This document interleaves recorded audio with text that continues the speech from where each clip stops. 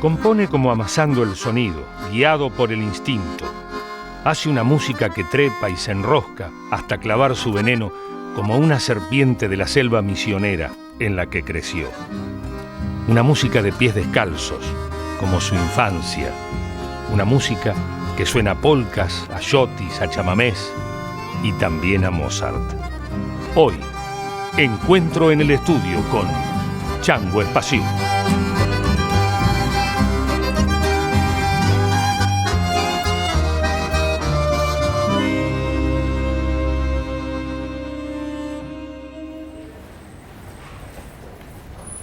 Hola. ¿Cómo te va? Hola. Buenas. ¿Cómo va? Buenas. ¿Cómo va? Buenas tardes. Epa. Buenas tardes, adelante. Changuito, Hola, Lalo. Querido, deje los bártulos. ¿Cómo estás? ¿Cómo va? Muy bien, ¿y usted? Bienvenido. Mucho tiempo que no te veía. ¿Se conocen? Sí. De vista. Él es el padre de muchas criaturas. Don Da Silva. Un placer. Don Espacio. ¿Todo bien? Un placer, sí. Estaba pensando, cuando nos avisaron que estaba llegando, cuando escucho tu música y te conozco, entonces sé de las visiones, sé de lo que significa para vos, y es todo tan natural, es todo tan verde, es todo tan río, es todo tan viento, pájaro. ¿Cómo te llevas cuando tenés que meterte dentro de lo tecnológico y abstraerte de la naturaleza, que te debe costar un poco? Es una buena pregunta porque todo esto en realidad no es un fin, sino una herramienta. Uh-huh. Entonces, si yo quiero que todas esas imágenes y muchas otras más, y el sabor inclusive que da la música, se mantenga, tengo que conocer esta herramienta. Entonces, de alguna manera es un terreno que me gusta. No, con el tiempo aprendí, en una época ¿cómo es la palabra? Me entretenía demasiado y me sacaba, pero después cuando aprendí de qué se trata esto, se ha vuelto como una herramienta bella y que hay que conocerla bien para que sea una herramienta y no un fin. Uh-huh. En muchos otros tipos de música esto es el fin. Es el fin. Es el fin, llegar acá, es el instrumento jugar, mismo, casi, manosear el sonido todo lo que se pueda y entretenerte y terminar, tu música termina sonando de una manera y cuando te metes acá termina convirtiéndose en otra cosa. Uh-huh. Pero con el tiempo, cuando te rodeas de gente que te enseña a manejar eso como una herramienta, tu música suena de una manera y acá está, y esto hace de que después suene de la misma manera que suena en vivo en un disco. Otra pregunta. Sí. ¿Cambia tu obra en el estudio? Cada músico, cada artista tiene sistemas y métodos de trabajo diferentes. Lo que tenés ensayado, creado y todo eso. Cuando llegás a grabar, ¿cambiás mucho las cosas o respetás casi a rajatablas? Muchas veces sucede que tenés una idea que crees que es buenísima y cuando la grabás, no te va. Escuchás y es una porquería. Y muchas otras veces tenés una idea que decís, intentemos y por ejemplo, y encontrás que es todo un descubrimiento y el tema es como se potenció adentro del estudio. Entonces, suceden las dos cosas. Lo más importante es encontrar un término medio en que medianamente lo que querés grabar y que va a terminar siendo un disco medianamente lo encuentres en el trabajo de lo que te lleve a hacerlo. Uh-huh. Digamos que hoy en día se graba un disco muy diferente a cómo grababan los chamameceros. Antes venían los chamameceros y grababan un disco en un solo día, inclusive lo grababan en el orden que iba... El orden de canciones según la tapa. De la tapa del disco y todo lo demás. Ahora por ahí grabás una canción en un día, 2 canciones, depende de qué tan inspirado las estés. Terminás mañana, pasado mañana. Claro, entonces hay un tiempo de trabajo bastante diferente. Pero también hay algo que es muy interesante. Maxim Vengerov, el concertista violín, él decía que grabar es muy diferente a tocar en vivo. Porque cuando vos estás tocando en vivo, hay como un espacio físico que vos tenés que vencer. Está el espacio del escenario y hay un espacio de ahí hasta la gente. Entonces vos tenés que poner como una energía extra y un impulso extra para que no solamente la música, sino la impronta con la cual vos estás tocando llegue a ese que hasta está, el último de la última fila. De alguna manera, aunque hay un sistema de sonido, pero algo tuyo llegue al otro. Sí, sí. El público en un disco es ese micrófono que está ahí pegado. Entonces ese entusiasmo vos lo tenés que como minimizar un poco, porque lo tenés mucho más cerca. Si no queda sobreactuado. No, o queda como demasiado, Sí. demasiado excesivamente expresivo. Entonces en el estudio vas encontrando que la dinámica de tocar es un poco más relajada, porque el público, que son esos micrófonos, que es el oído del que va a escuchar, inclusive a veces yo me imagino del que va a escuchar un disco, lo va a escuchar en su casa con auriculares, tranquilo. Lo tenés acá, pegadito. Entonces es como... Tenés que como que bajar un cambio y tocar un poquitito más relajado, por lo menos intentar hacerlo. Están los músicos, hay instrumentos, hay mate. Bienvenido a este encuentro en el estudio. Esta es mi casa, me encanta este lugar. Este es un lugar fantástico. ¿A trabajar? A trabajar, Eso. por acá. Listo. Tal vez un poquitito más abajo debería estar, como estirarlo un poquitito. Ahí. ¿Por ahí? Creo que ahí está bien, más bien. Ahí está, probamos,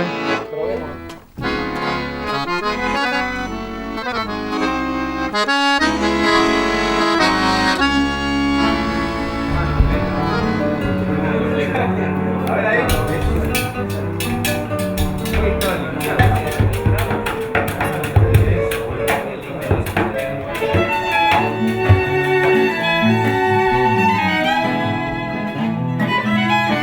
Síganlo, así lo va sacando el portu.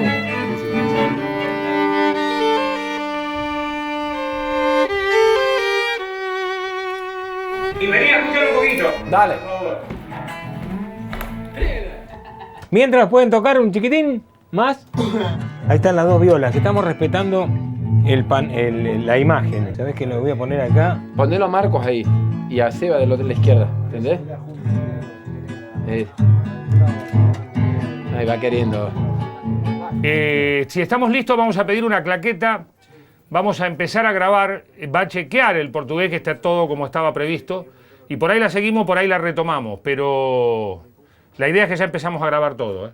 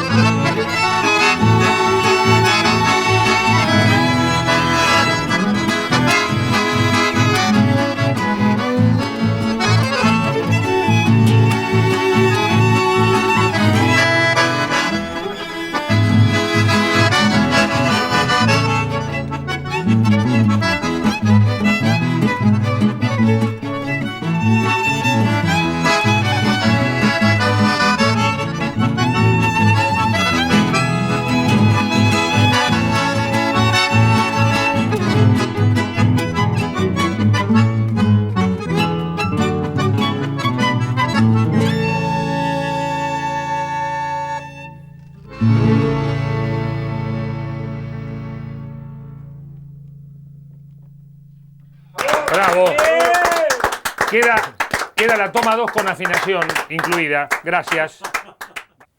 Contame un poquito cómo era en la infancia eso del papi y del tío y de la fiesta y del casamiento. ¿Qué edad tenías? Y se armaban unas fiestas y unos bailes y vos eras parte de esa música. Mi papá era carpintero, mi tío era carpintero, trabajaban juntos. Papá tocaba el violín, Marcos, que era mi tío, tocaba la guitarra, cantaba, construía instrumentos y no eran músicos profesionales. Cuando eran jóvenes tenían una orquesta y tocaban en los casamientos de la chacra. Pero ya después de grande era como, tenían amor por la música, pero su oficio era la carpintería. Pero cada vez que ibas a un casamiento o algo, mi papá llevaba su violín. Y entonces, depende de quién estaba tocando en el casamiento, se acercaba con el violín y entonces apalabraba al de la orquesta para tocar un poco.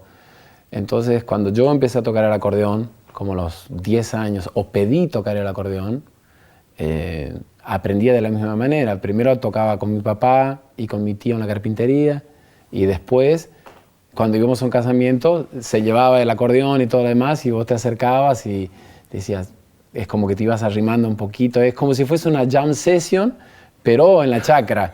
Entonces Claro. estaba la gente bailando, la gente comiendo, y la orquesta tocando con uno o dos micrófonos así, y vos te acercabas y apalabrabas, y entonces te arrimabas. Si eras bueno, te podías quedar un poco más de tiempo, y si no entrabas en la sintonía, rajabas. ¿Te acordás cuándo miraste un acordeón o cuándo te llamó la atención o cuándo te enamoraste o cuándo pasó eso? Está muy asociado con el olor, porque las acordeones en el litoral, la mayoría de la gente las tenía fuera del estuche, dentro del ropero. Porque no eran acordeones con estuches, estaban así. Entonces las guardaban adentro del ropero. Y los roperos todos tenían mucho olor a naftalina. Entonces cada vez que vos te acercabas a alguien que tocaba el acordeón, tenía como un olor a naftalina. Y después tenés todos esos colores brillantes, el nácar. Imagínate vos con 9, 10 años veía eso, era como estabas viendo como un instrumento fantástico y el olor que tenía. Entonces, y cuando vos tocás el acordeón, la mano derecha no vibra tanto, pero la izquierda sí. O sea, las dos suenan, la derecha y la izquierda, pero la izquierda es un grave.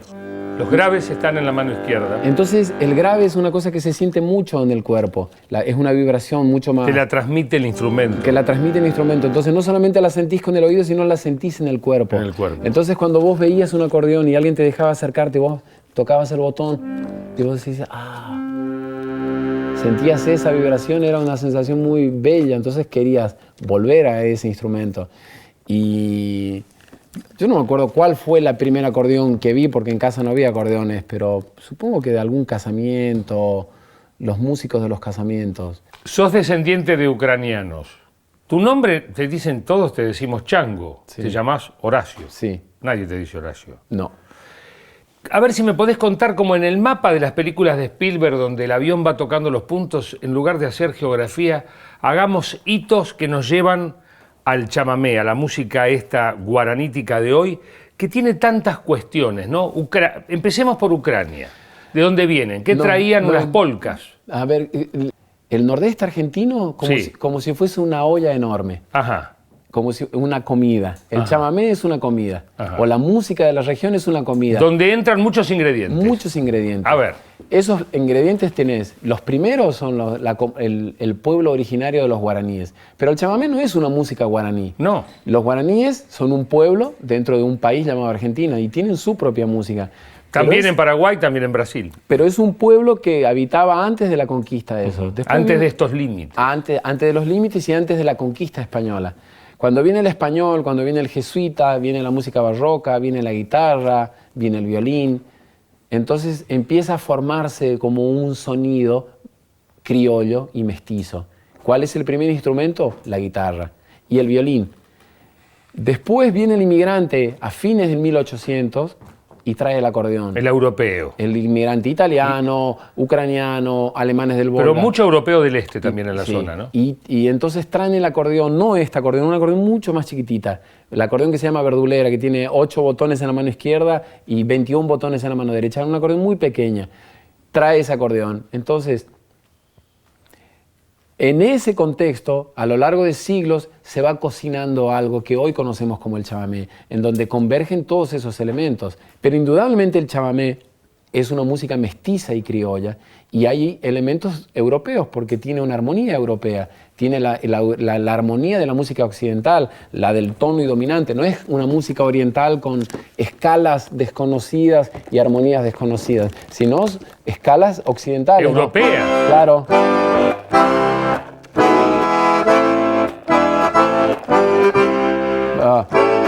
La armonía que todos conocemos, con las cuales se tocan los valses, los shotis, el tango, la samba, la chacarera, los mismos tipos de escalas y los mismos tipos de acordes. Obvio que cuando uno habla de la música del nordeste argentino está hablando de un tejido sonoro sumamente particular que está asociado con el paisaje, con un lugar donde hace 45 grados, donde hay grandes ríos, en donde por momentos la tierra es colorada, en otros lugares la tierra es arenosa, en donde hay mucha selva, en donde está el hombre en ese contexto, el hombre trabajando con el ganado o el hombre trabajando en el monte o en las plantaciones de hierba. Todo ese contexto geográfico también hace al sonido.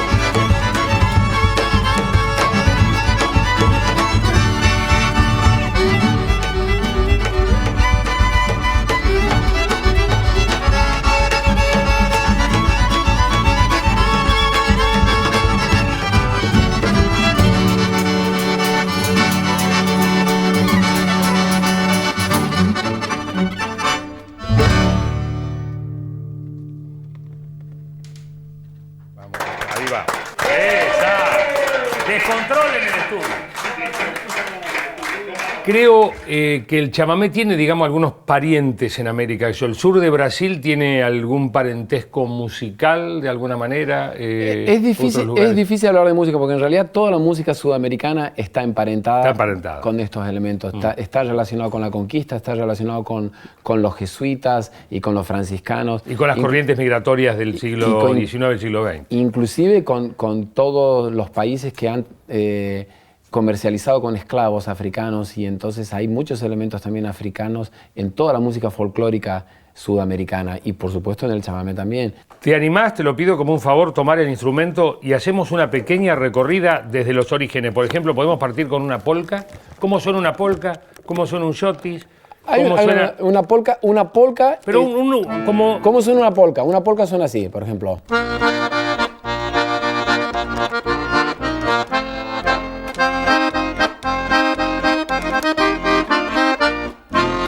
Es un ritmo en 2/4, 1-2, 1-2, 1-2. Igual el shotis, solamente que tiene otra estructura, pero por ejemplo...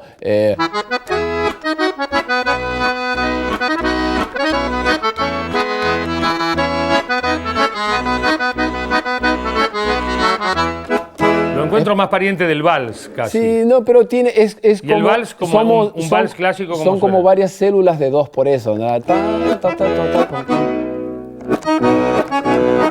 Las melodías se estructuran así, pero es más pariente de la polca. Un vals es en 3 tiempos, o sea, 3/4. Por ejemplo, el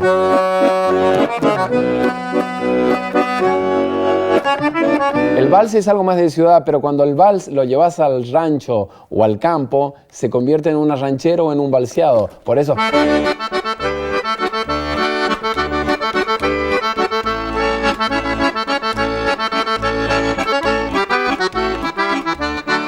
El chamamé tiene elementos bastante parecidos al del vals. Hay una combinación entre el 6/8 africano y el 3/4. El 6/8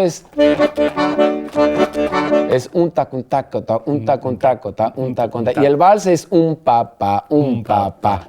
En el chamamé hay algo que se llama polirritmia, que es un 3/4 y un 6/8 juntos. O sea, el un tac, un taco, ta, un taco, un taco, ta, un pa juntos. Entonces, cuando vos tocas chamamé, están el 6/8 y el 3/4 juntos, y eso se llama polirritmia.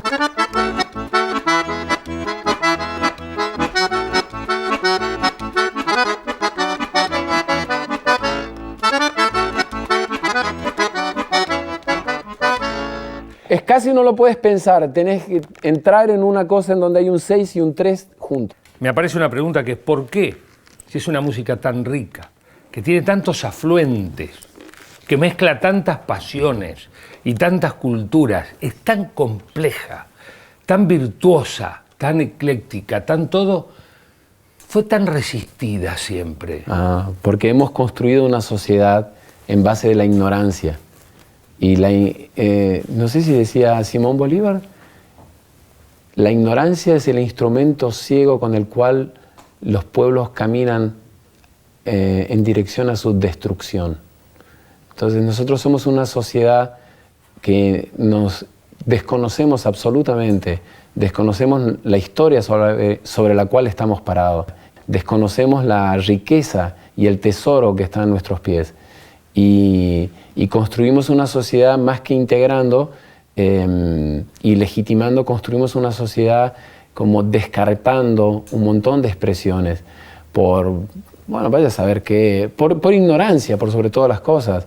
Y en esa ignorancia hay como una carga estética que le hemos puesto a determinados tipos de música. Esta música está asociada a los provincianos que vinieron a trabajar en una época en las grandes ciudades cuando se empezaron a industrializar. Entonces asociamos esas músicas a determinados tipos de físicos, determinados tipos de personas que venían de diferentes lugares de la Argentina. Entonces, como integrábamos o legitimábamos o directamente descartábamos. Entonces, en esa subestimación y en esa marginación histórica... Discriminación, y discriminación, una discriminación encubierta, si se quiere. Entró el chamamé. Y entonces nosotros, hasta hoy en día, inclusive se piensa que es simplemente una música para tocar en la madrugada en algunos festivales, Porque O nosotros- que la música de los bailes de los negros que viven en el interior. Entonces, Y es de una riqueza alucinante. pero cuando tocas en Inglaterra, o cuando tocas en Alemania, o cuando tocas en Nueva York, la gente no tiene ese preconcepto de Ese esa música. prurito o ese prejuicio. No tienen esa mala educación con respecto a ese lenguaje, y en ella simplemente están viendo una música esperanzadora, una música dinámica, una música Diferente. y poderosa de alguna manera.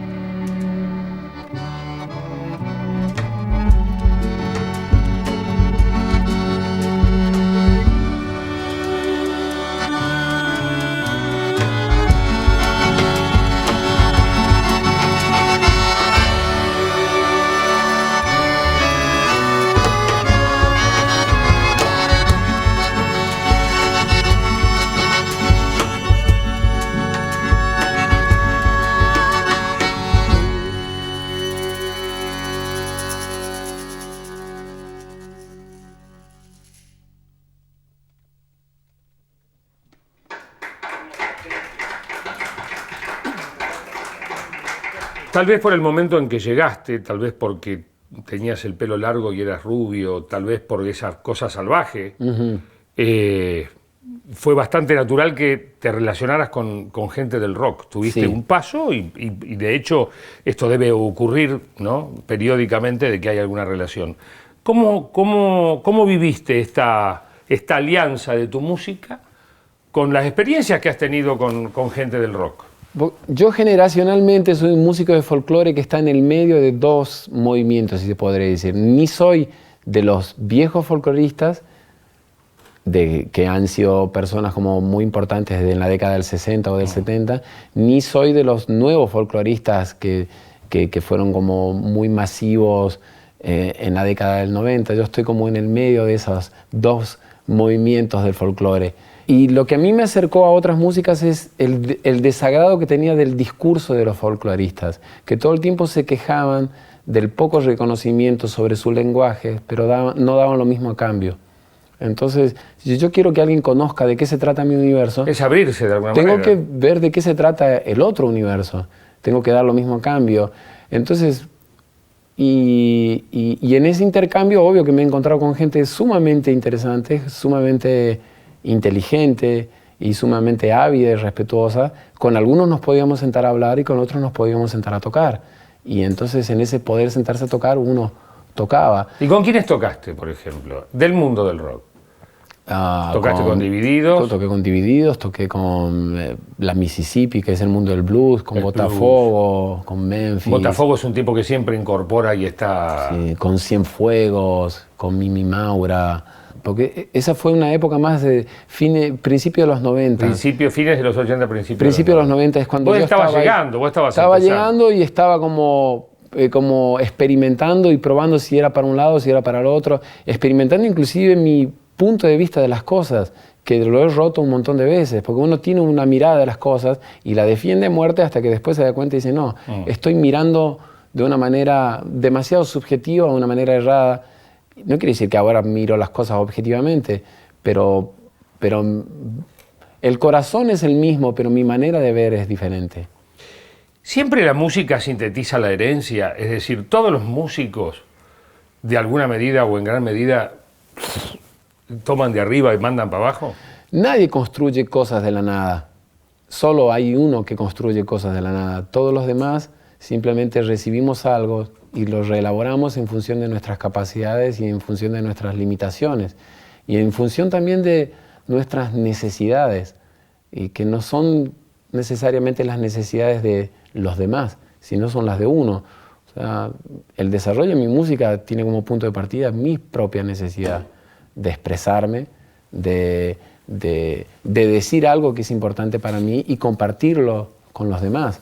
Pero por sobre todas las cosas es una necesidad personal y que uno lo comparte colectivamente. Y lo que tomás como herramienta para expresarte es algo que recibís. En este caso yo he recibido el acordeón, he recibido lo que uno llama como el chamamé o la música regional del nordeste argentino porque nací en ese contexto. El tema está en que nosotros somos nuevamente una sociedad en que todo el tiempo estamos preguntándonos ¿y por qué se expresa con tal herramienta y no con aquella?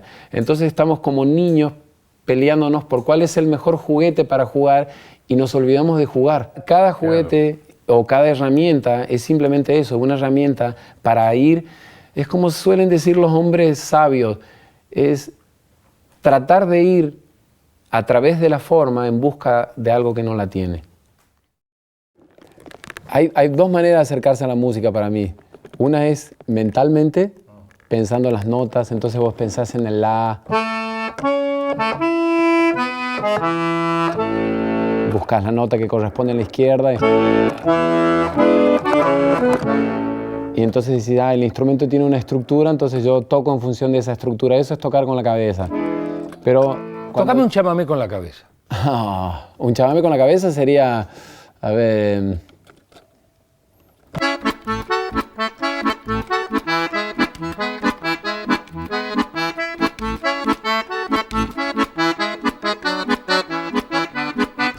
¿Por qué es con la cabeza? Porque estoy tocando como si fuese el ritmo. Una estructura con lo que uno supone que tiene que tener y el final y una tapa. Pero la música es el sabor también. Por ejemplo, cuando yo era niño, yo no pensaba en la música que se toca de tal manera y tal nota acá tiene una correspondencia en la izquierda, sino cuando tocabas era porque te sentías atraído por el sonido. Entonces el sonido es como el sabor. Entonces, por ejemplo... Tocalo entero como cuando eras niño, por favor. Como cuando era niño.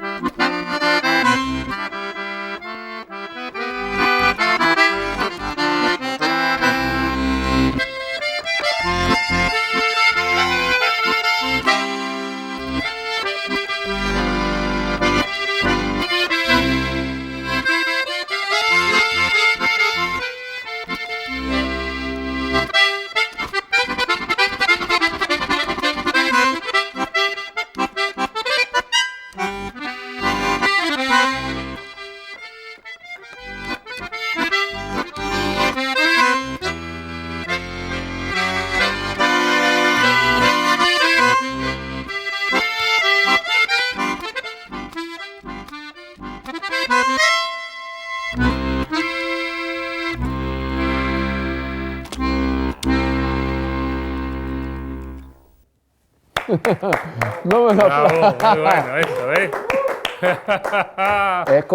Es como se siente, es como cuando tocas y saboreas como si estuvieses comiendo, no como si estuvieses escuchando. El chango ve cosas, cuando toca cierra mucho los ojos y ve cosas, porque bueno, todos vemos cosas y todos cerramos los ojos cuando escuchamos música y nos animamos y somos libres, podemos ver cosas. ¿Cada vez ves más? ¿Cuando más tocas ves más o cada vez ves menos? El anhelo de mi corazón cuando toco es tratar de ver cada vez menos. Ajá, concentrarte en cosas muy mínimas y pequeñas. Claro, porque cuanto menos tenga en mi cabeza, más soy el sonido. Entonces es casi...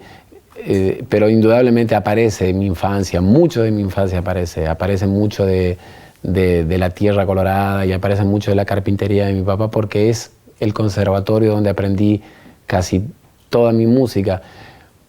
Pero el anhelo de mi corazón es tratar de no tener nada en la cabeza y de no ver nada, sino simplemente de estar absolutamente en blanco.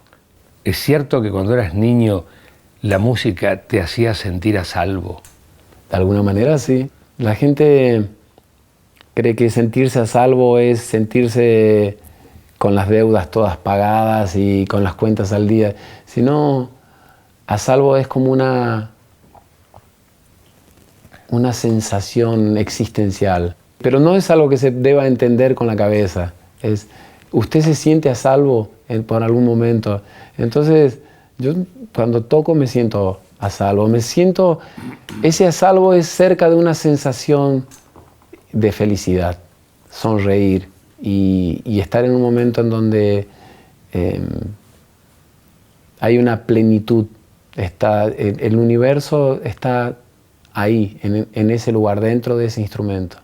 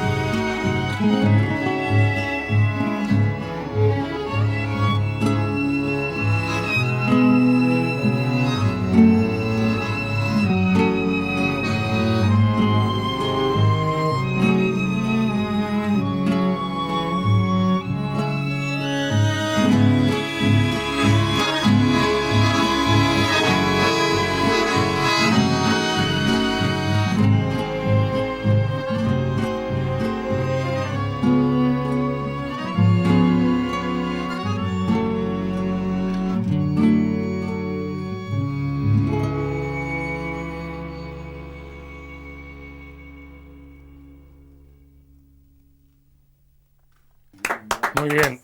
Bravo. Bravo, Chango, bravo. Wow. Chango, un placer compartir este encuentro en el estudio con vos. Muchísimas gracias. El Chango Espasiuk.